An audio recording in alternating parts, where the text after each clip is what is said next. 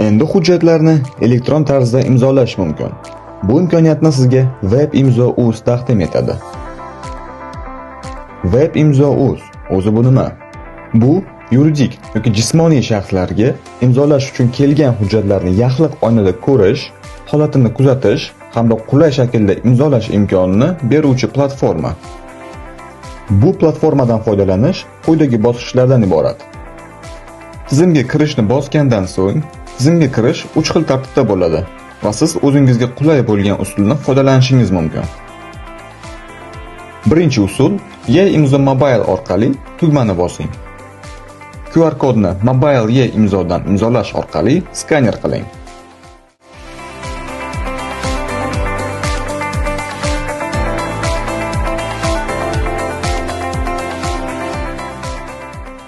Ikkinchi usul kompyuteringizda mavjud e-imzo orqali ro'yxatdan elektron raqamli imzoni tanlang, tizimga kirish tugmasini bosing va maxfiy raqamni tering.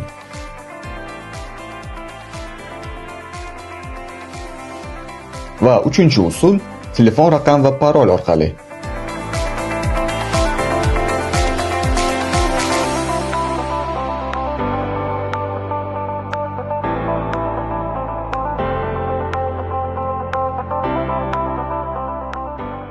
Agar siz kabinetingizda telefon raqam biriktirmagan bo'lsangiz, ro'yxatdan o'tish orqali SMS xabar bilan parolni tasdiqlab tizimga biriktirib oling.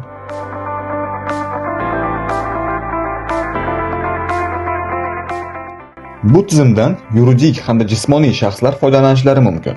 Yuridik shaxs kabinetida tashkilotga yoki tashkilotda ishlovchi xodimlarga kelgan hujjatlarni ko'rish, bunda chiquvchi va kiruvchi hujjatlarni alohida filtr qilib ko'rish imkoniyati ham bor.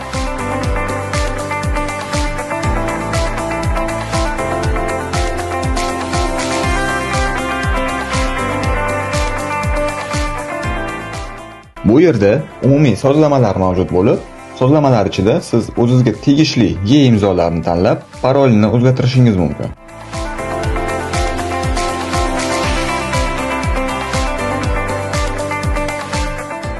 Hamda parolni o'zgartirish imkoniyati ham bor.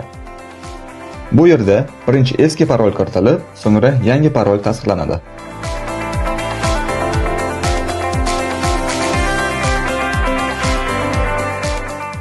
Jismoniy shaxs kabinetida shu jismoniy shaxsga kelgan hujjatlarni mana bu yerdan kelib tushgan va imzolangan hujjatlarni filtr qilib olib, o'sha hujjatni qabul qilish yoki rad etish mumkin. Hujjatlarni o'zingizga qulay usul bilan imzolashingiz mumkin. Birinchi usul e-imzo orqali. E-imzo orqali imzolashni tanlagan holatda ro'yxatdan elektron raqamli imzoni tanlang, maxfiy kodni kiriting va ha tugmasini bosing. Ikkinchi usulda SMS kod orqali imzolash imkoniyati mavjud. Bunda siz SMS kod orqali imzolashni tanlaysiz hamda telefon raqamingizni kiritasiz, SMS da yozilgan kodni kiritib imzolaysiz. Va uchinchi usulda e-imzo orqali imzolashni tanlagan holda e-imzo Mobile'ni bosing, QR kodni e-imzo Mobile ilovasi orqali imzolash tugmasini bosib skaner qiling.